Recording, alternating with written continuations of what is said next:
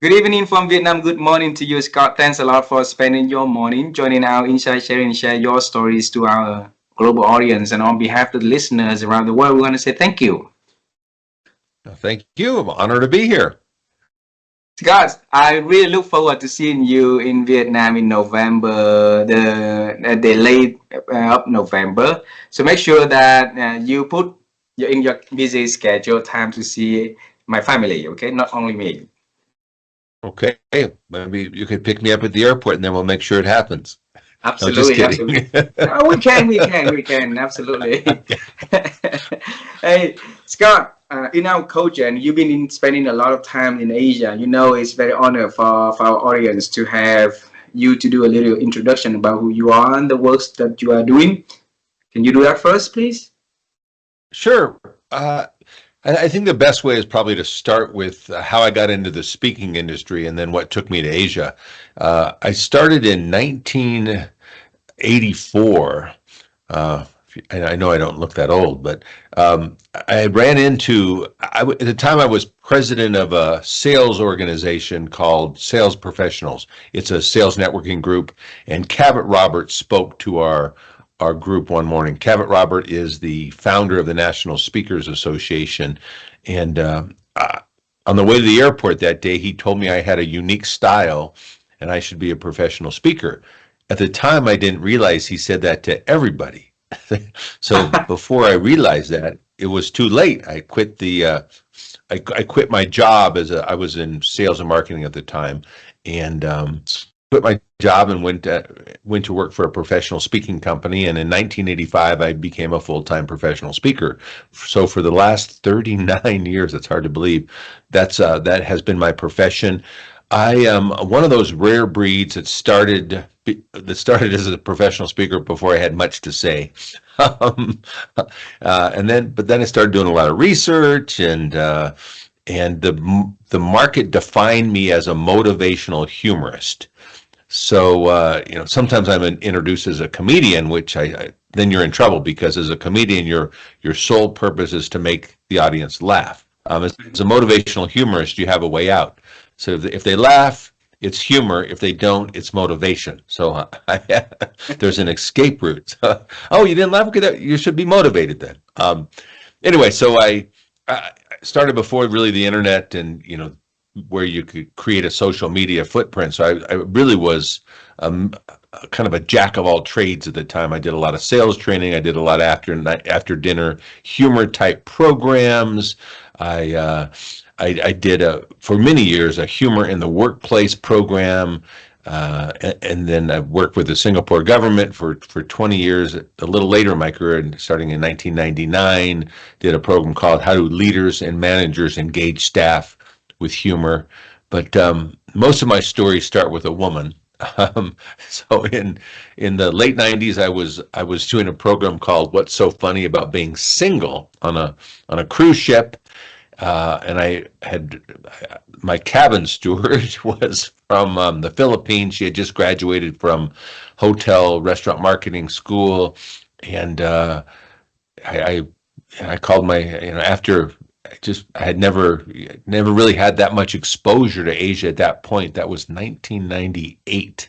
Um, called my friend Abe. I said, hey, who was doing some programs with the Singapore government. I said, I think I've fallen in love. Can you introduce me to your client at the Singapore government, which would give me an excuse to go to Asia to visit this young lady.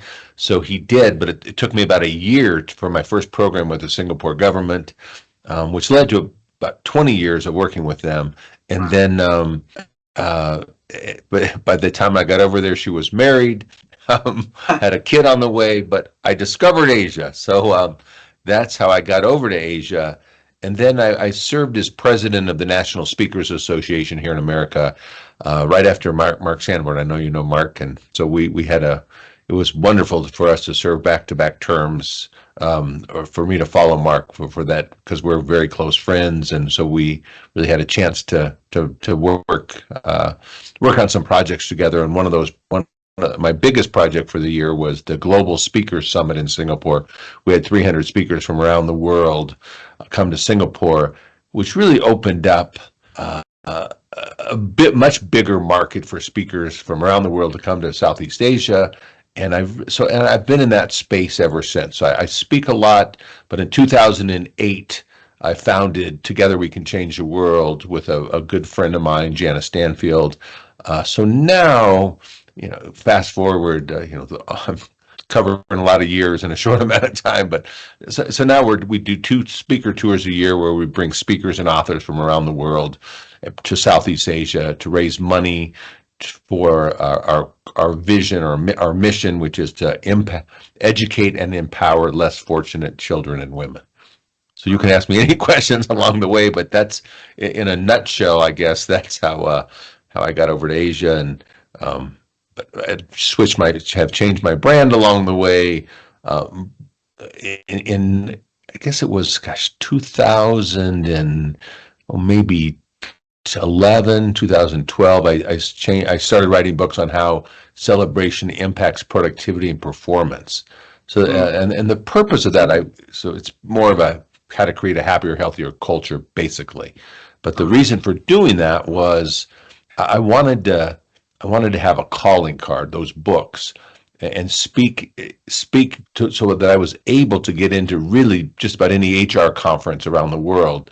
But mostly for me, for Asia, so then I could partner with promoters of these conferences to bring in my friends and global thought leaders, so that our Together We Can Change the World tours would have more credibility, and we could raise more money for the causes that we serve. And now we have over 20 causes in 6 countries, and we're coming to Vietnam for the very first time with quite a stellar group of speakers, many from Colorado. So that's how we started this program, that I'm on my way. And so I look forward to meeting you face to face in just about a month's time. And now just about a month's time. So the event in Vietnam is happening in April of next year, right? Correct. So Yes. so we're recording this in mid-October. So what is that? About 6 months. 6 months from now. Okay. Yeah, even less than that. Right. Okay.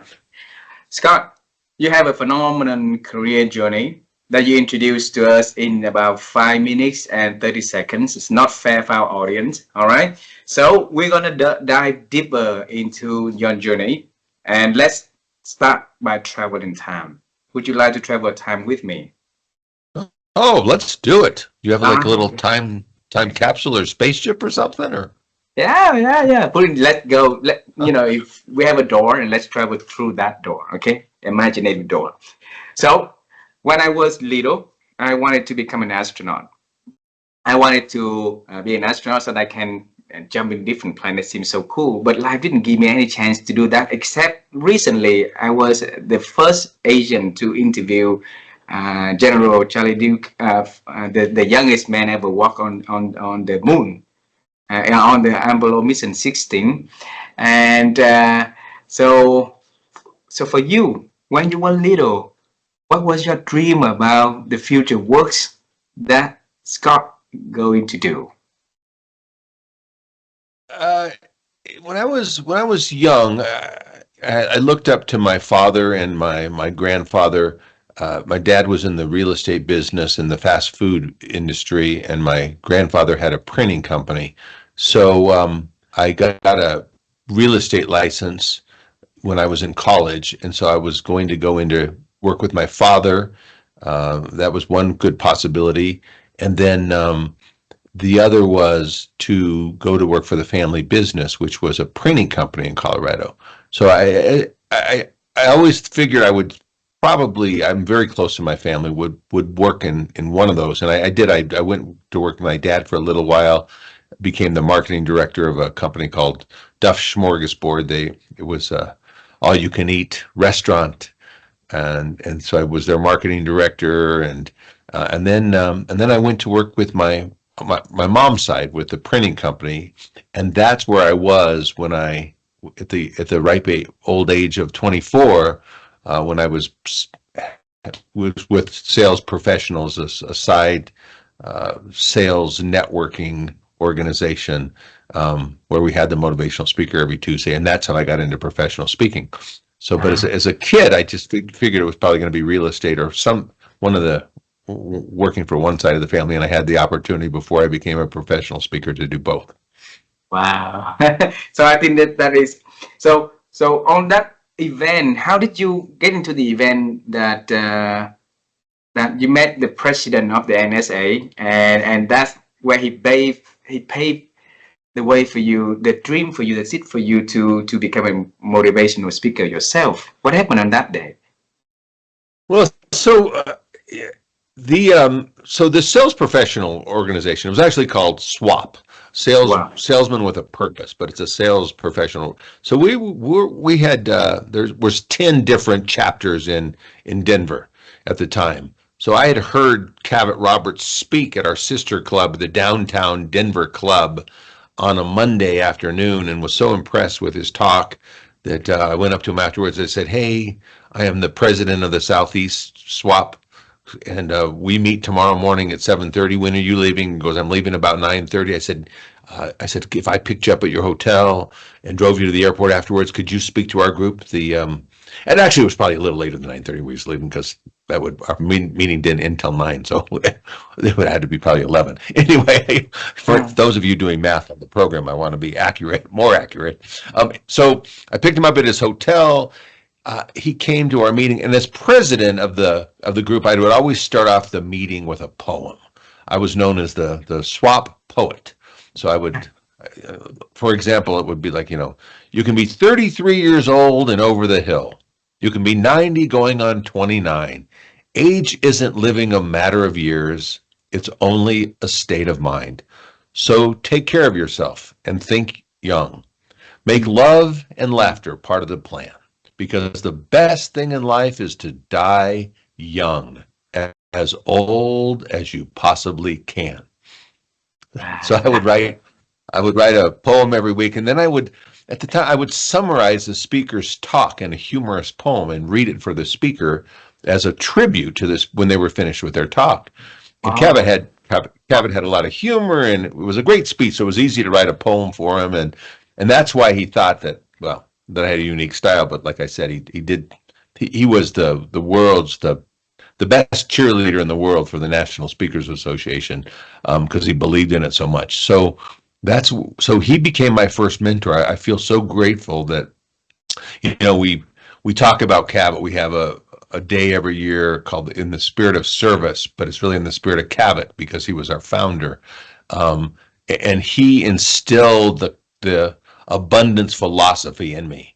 And for speakers, which now we have 17 member associations. I think that's a number. We may be up a few by the time your listeners hear this. 17 associations within the Global Speakers Federation, and we all live by the motto that let's share our trade secrets. Let's help our fellow speakers become better, because we're not competitors, because really competition or collaboration is really today's competition, or competition is today's collaboration. So if we help each other get better, we increase the size of the pie, because there will always be enough to go around. So instead of coming from a scarcity philosophy, we have an abundance philosophy, and that has, having that philosophy has led to a wonderful 39-year career for me. Wow. And did you ever ask him why did he decided to take you under his wing and be your mentor? I just didn't give him choice. I said, here's what you're going to be doing for the next couple of years until I become a success. So he worked on me till he died, and then and I'm still looking to become a success. Yeah, he was such a cheerleader, and I was, being a young kid at the time, and just having a lot of passion, and I loved his philosophy. I think we connected because we're both connectors, really. And I think as you would find in your journey that we like attracts like, and we love to spend time with people that are going to that like to drink our Kool-Aid, or that really that can spread the word, in this case, the word of abundance, and really, making the world a better place to live. And so, I was a great cheerleader for that as well, and I have been my entire life. So Scott, your dream when you were younger was either become a real estate or working in the printing company as family business, right? And the moment you met him, you changed the career trajectory completely. So what did the people next to you say about that movement? I'm laughing because it's my mom Ah, at the time. Well, she's still my mom, but she called my friends, my closest friends that I grew up with, and she said, "You got to talk to Scott. He's lost his mind. Here he has this wonderful opportunity with the family business, and he's doing well. He can sell.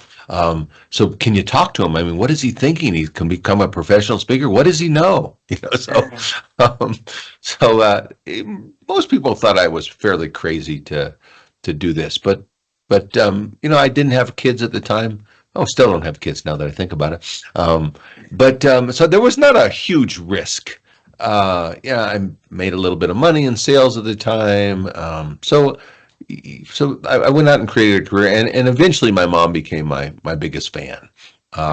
It just took a little while because at first it did seem like that it was kind of a crazy move. You don't see too many speakers that just start out as professional speakers. Usually they come from journalism or politics or success in business, but I had none of that.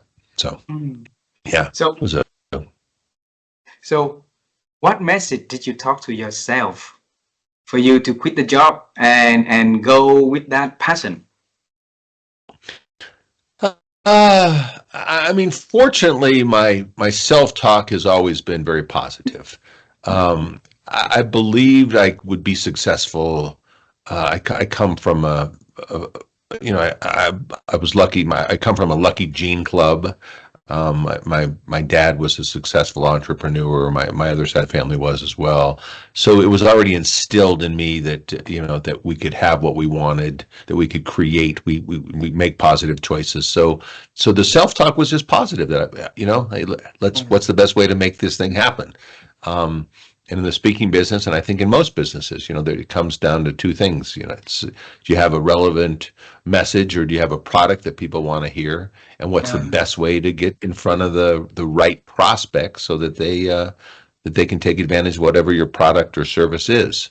So it was a pretty simple formula at the time. Speaking business has become more complicated with social media and it's we've moved up. When I started, we were in the infancy stage of professional speakers, pretty much, and now we're in the mature cycle. So it's a lot more difficult today, but the principles still are the same. And so I just focused on those two things: creating a relevant message that people want to hear, and then I'm just got out. I majored in marketing, and I love talking to people. I'm an extrovert, so it was easy to form the relationships, and with that abundance philosophy of you give before you get, and you just ask yourself the question, what can I do for others, as opposed to what's in it for me. Even though your prospects are always the WIIFM, what's in it for me philosophy. You have to make sure that you look through their eyes when you're selling anything. But if you could really put yourself in another person's shoes and say, okay, what do they consider value? How can I give as much as I possibly can? And then the law of reciprocity kicks in, that people want to help you, and it's a pretty simple life philosophy, and it works. So Beautiful, beautiful. So bring us back to those days, 39 years ago again, okay? So describe a typical day for Scott back then, for him to learn those two simple things to become a professional speaker. So a typical day would be early in the morning, getting on the phone and dialing for dollars. Joe Charbonneau, who's a good mentor, just that was a professional speaker. He had a formula that you made a certain amount of calls a day, and I'm not going to be able to remember the formula, but it was basically if you make 13 calls a day and you connect with 5 people, you're going to have one interested prospect or whatever. So it really was a lot of, in those days, my goal would be to send out 5, were they cassette tapes at the time? I think they may have been cassette tapes, or yeah, I think they were. No, you know what? They were They were the VHS tapes. Because I'm Oh. thinking back to my storeroom. Oh my gosh, yeah, they were. It's a good time Yeah, traveling, the right? old. Yeah, yeah. Thanks for taking me on this journey. Oh my gosh, yeah. I'm thinking back to my storeroom was full of these VHS tapes. So my goal would be to send out, 5 of these tapes a day.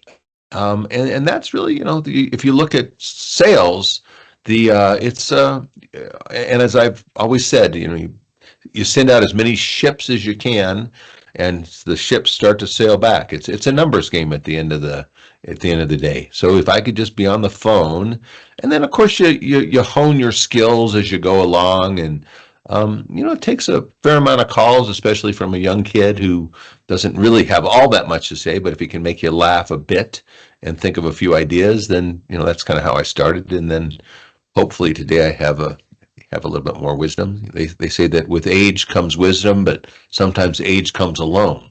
But hopefully, in my case, there's a little bit of wisdom that I can share today.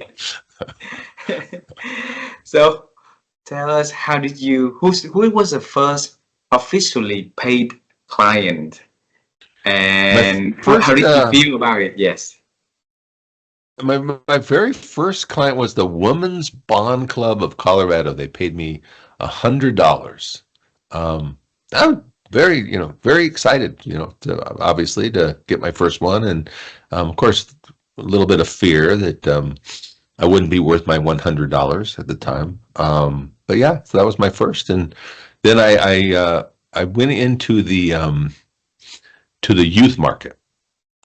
So I was young and could relate to youth at the time, and so I started speaking in high schools and did a lot with vocational groups like the Future Business Leaders of America high school vocational group, Future Farmers FFA, DECA. I had won in uh, the first place in the nation in restaurant marketing at the time, and so that was an easy path to take as well. So Wow. Wow. And until when you realized that the whole investment got paid off? I think at one of these days it's gonna pay off. I think maybe I'm hoping a week from Tuesday it's gonna be my is when I realize. No, success. It depends on how you define success. Mm. Success is doing what my definition of success is really is doing what you love to do with the people that you love to do it with, making a difference in the world, and going to the places that you love to go to. Mm. So I've always done what I love. You never work a day in your life if you love what you do. So yeah, I've been a creator ever since I started my career. I used to teach a course called Technologies for Creating, which Mm. is based on the law of structural tension. If you know what your vision is, and you hold your vision in your mind's eye, and you're honest about your current reality, your path of least resistance will take you toward your vision. So I've always been driven by that principle of what do you want to do, and then basically how do you create the opportunities to do it. And a lot of times the process evolves organically, just because you hold that vision so tight that you know what you want. And so success, how I define it, has always come easy to me because I've defined what it is that I want and then Oh, gone out and got it. So wow. Alrighty. So next question is about the NSA. So when did you become the president of the NSA? uh, 2004, 2005 was the year I served. So that is after you went to Singapore. Yes, I had Oh, been. Yes, I had been by that time in Singapore for about 6 years, 5 or 6 years. Yes. All righty. So tell us, what made you to again travel to Singapore at the beginning? So yeah, it started as I told you with Maria was her name that she was the catalyst. We Maria. still yeah, we're still in touch today. I mean, it's fun to. I always blame her, give her credit for. I said, you may have broken my heart at the time, but you launched a career in Asia. So, yeah, I got involved. Well, when we were planning it was pretty early on in the growth of the Global Speakers Federation. And APSS had just been around for 1 year at the time. They weren't members of the Global Speakers Federation. Neither was Malaysia Association of Professional Speakers or the Professional Speakers Association of South Africa. So all three of those associations came into the Global Speakers Federation as we put together the Global Speakers Summit in Singapore.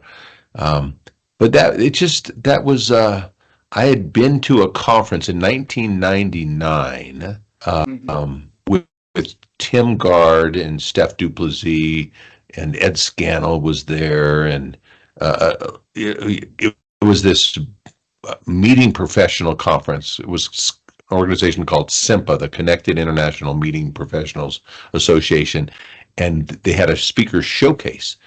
And it was basically celebrating the industry with a speaker showcase. And I thought, and the conference itself was a disaster for a lot of reasons.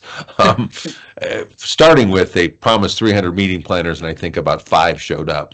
But the idea of this celebration of the meetings industry and the speakers being a part of that, and I had started in 1988, I became president of the National Speakers Association of Colorado. And one of the things I did that year is I started what's called the Meetings Industry Council. And then we ended up kicking off about 30 of them around the United States. And ours, how many years is that? 36 years later, we're still very viable. In fact, we bring in about 1,200 people for our big event every year. So I was already an industry guy. When I was a chapter leadership chair under Tom Winninger, who was president at the time, and his theme for the year was sculpting the industry.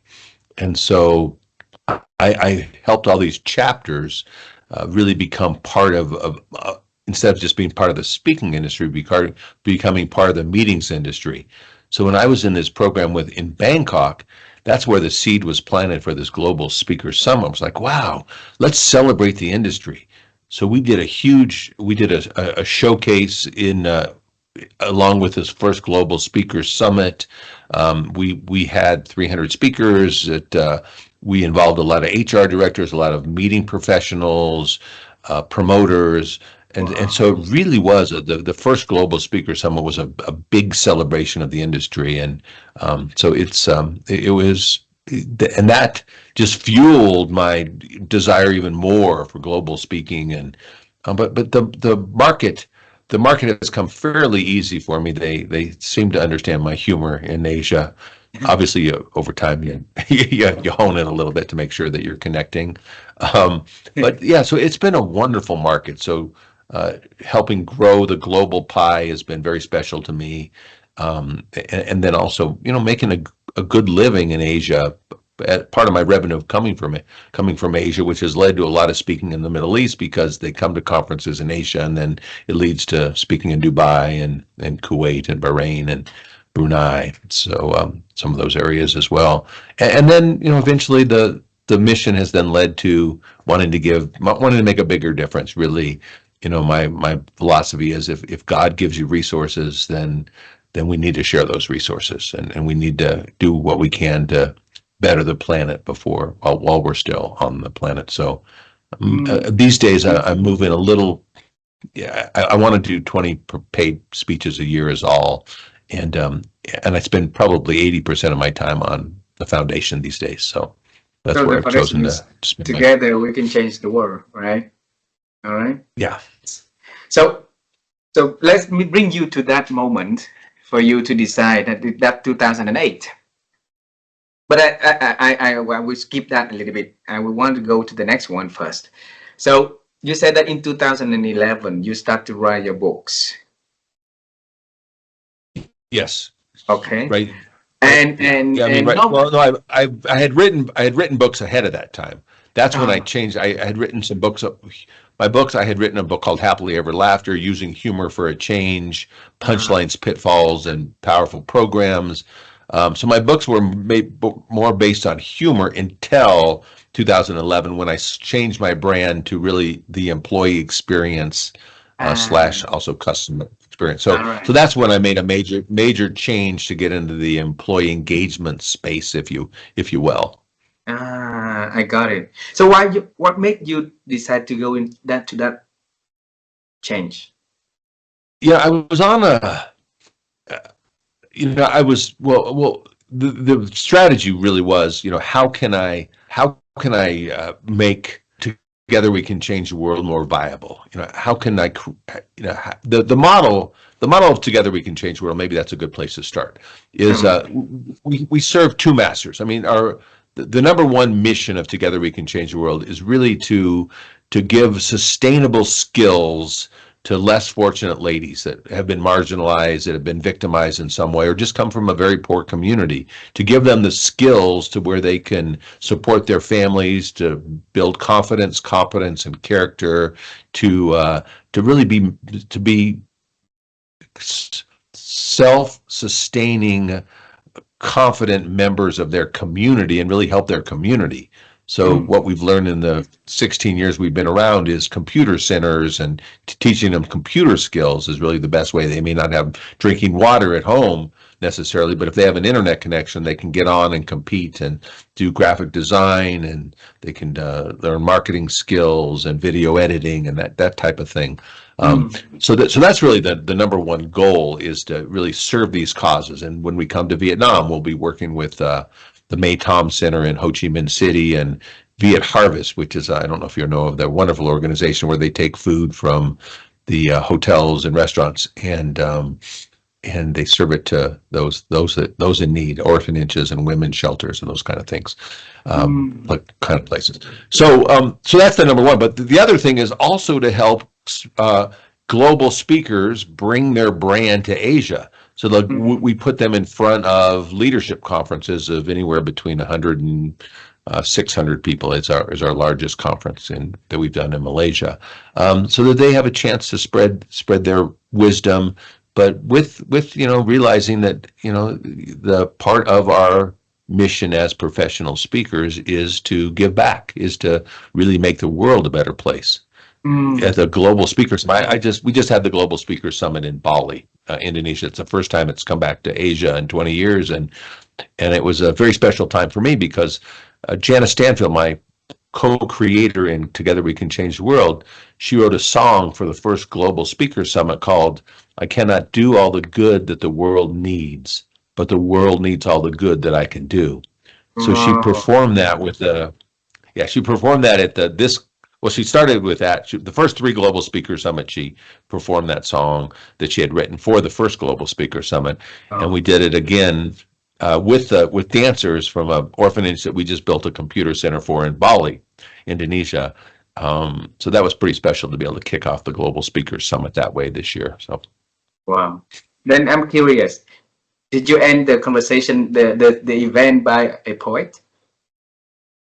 I'm sorry, by Did you end the event by sharing a poet, a oh, poem? they didn't invite me back up, but no. Yeah, it's fun. I used to, I used to write song parodies and poems. I don't do it quite as much as I used to do it, but thank you for the reminder that I should start or continue to do that. That's something I do love.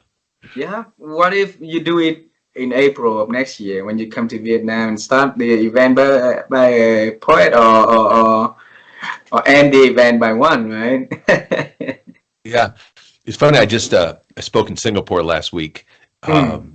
and the my buddy Shep Hyken was telling me about this app called Suno, or it's suno.com, suno.com, where basically you put in up to 200 words on a person or a situation, and it'll write a song for you, and it'll have a original beat and tune. And I'm like, wow. I mean, I don't even need to write anymore. So I did this in the program for the general manager of this hotel, and it was very, very fun, especially because if those 200 words get into their idiosyncrasies and imperfection, and you poke a little bit of fun, those songs are really very special. So Easy word now, huh? So was Shep with yeah. you, or you just went to Singapore alone? Uh, no, Shep. No, yeah, we were just chatting. Actually, at the time, I was in Singapore, and Shep was actually, where was he? He was in Doha for Customer Service Week, is where he was. But Shep and I'll see Shep before I see you. Actually, Shep and I are doing a program at the CX Summit in Malaysia. So I'll be there with Shep, and I was just chatting with Shep a little earlier this morning that we're looking to do a program for the Malaysia Association of Professional Speakers. We hope that comes together, but while we're both in Malaysia. So yeah, Shep and I are good buddies for many years.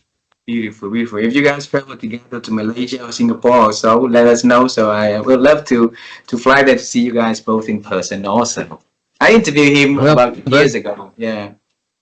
Yeah, the dates of the conference, Shep flies into Malaysia on the November 12th.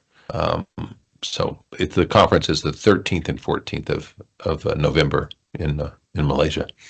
I November 12th. I have planned book already for two friends traveling from Canada. I wouldn't be able to do, but yeah, they're always next time, right, Scott? So But I want to bring you and Janice back into 2008 and earlier than 2008, because the co-founder of the program, Together We Can Change the World, her name is Janice, right? Jana Jana. Stanfield. Okay, Yeah, how do you spell the name? Jana. Used to be Jana. Janice, but she changed it to Jana. So Jana, No. you decided to do that. Oh, hey, Scott, why did you both decide to form this nonprofit organization? So like most things in life, it's an evolution. We had been, I at the time had I think like 2000, well, it would have been 2007, was speaking for Alcatel-Lucent in Cambodia, and they had the senior VP at the time had brought their 100 top leaders from Asia Pac to Phnom Penh. It was when the dot-com bust was happening, and all the tech companies' stock prices were plunging, and he brought his 100 top leaders to say, look, there's a lot more important things in the world than falling stock prices, and we spend a day in the killing fields in Phnom Penh, and then we spend a day building houses, and I was like, wow. And I just, something profoundly hit me that, we need to do more to make this world a better place. So there's so much need. And, I'm so fortunate to be from America and to have not worry where my next meal is coming from. And Jana had been doing work in Bali with orphanages there. And so we said, let's find a promoter in Asia, and let's bring some of our speaker friends to Asia, and do a speaking tour and raise money for some of these causes in Asia. So we found some causes, and we had 6 on our first tour, and it was so fun. It served as a mastermind group.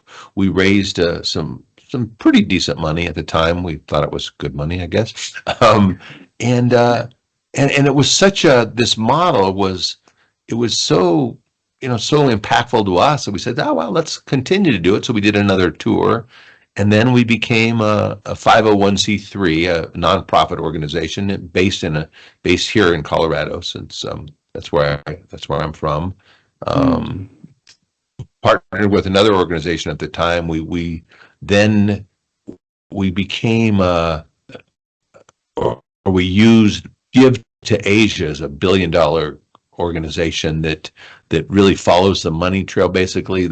So any money that we would give to these organizations, they would make sure that our projects got built or whatever, because we didn't really know we didn't know the landscape of the social enterprise and the enough to make sure that really that the money that we raise, and we surely wanted to be fiscally responsible, would fall in the right hands. So we did that for a couple of years, and then we learned the landscape, and then now we do it on our own, and we have partners in every country, and we invest in champions, and we provide organizations that support, but they have to jump through a few hoops to make sure it happens, and total fiscal responsibility. We're religiously inclusive, and we have to have English-speaking leadership, and really a champion that we really feel their heart, that they're there to make sure that they're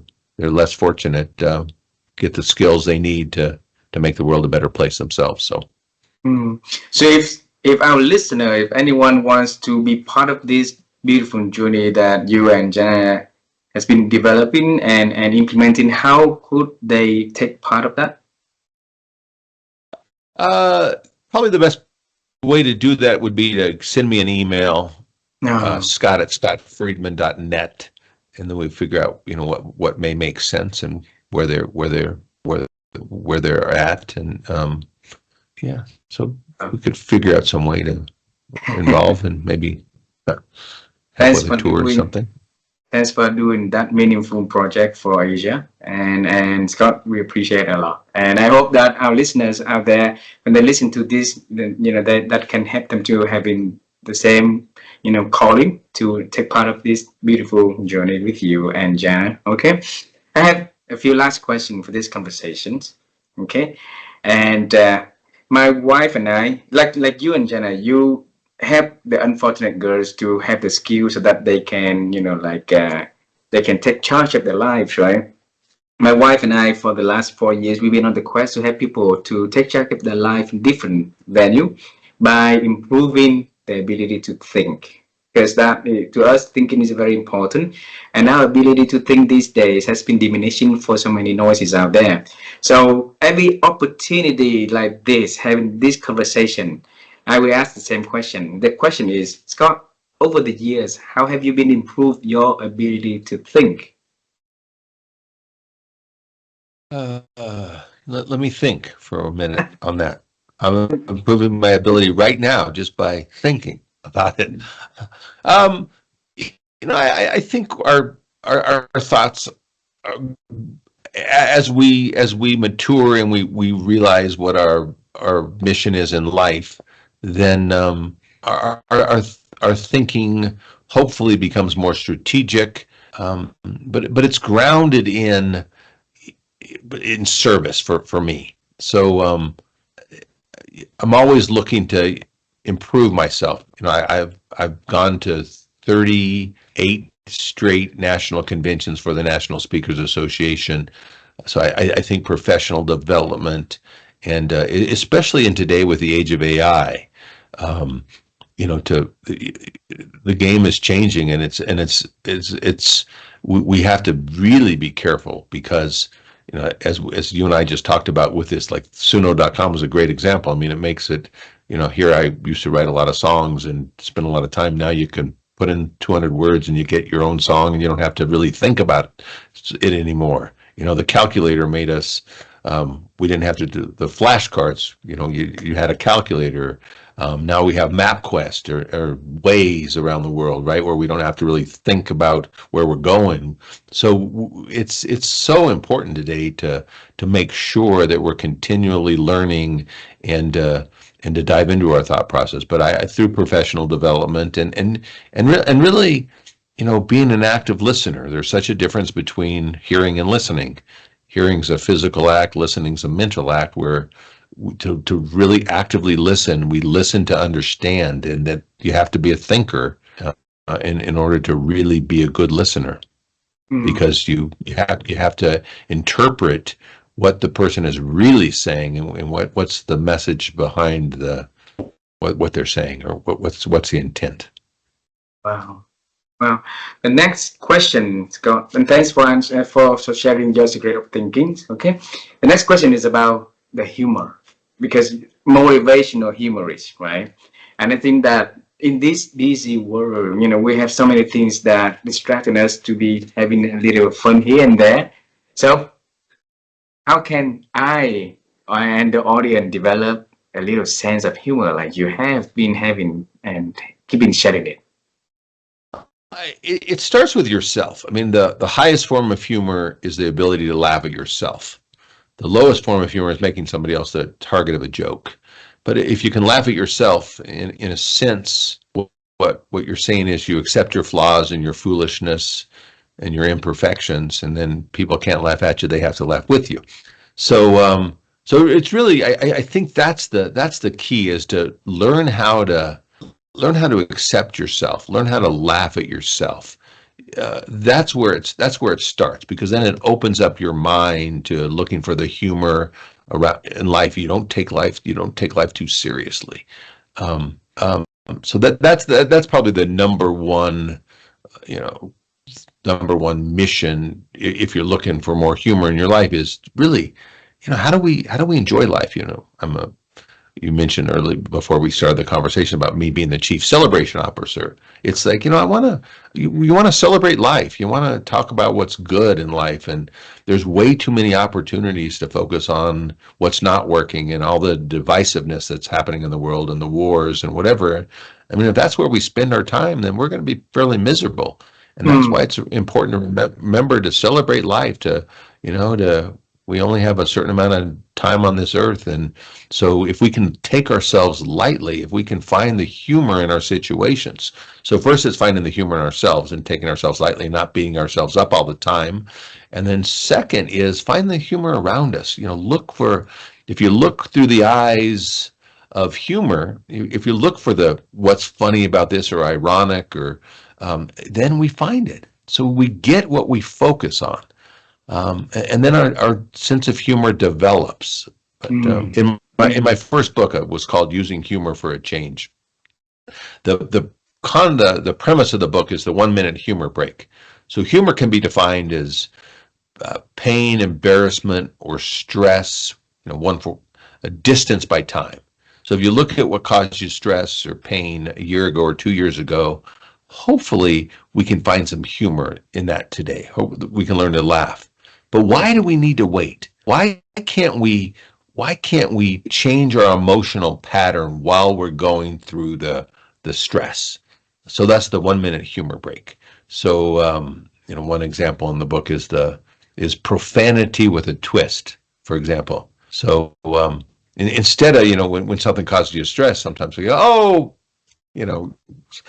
a swear word. Write down all of your favorite swear words on a piece of paper.